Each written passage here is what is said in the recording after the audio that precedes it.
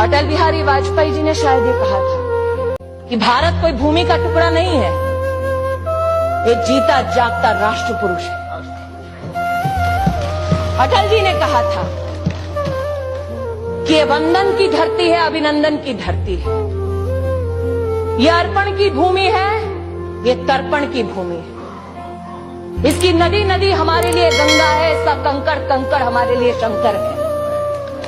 हम जिएंगे तो इस भारत के लिए और मरेंगे तो इस भारत के लिए, और मरने के बाद भी गंगा जल में बहती हुई हमारी अस्थियों को कोई कान लगाकर सुनेगा तो एक ही आवाज आएगी, भारत माता की जय।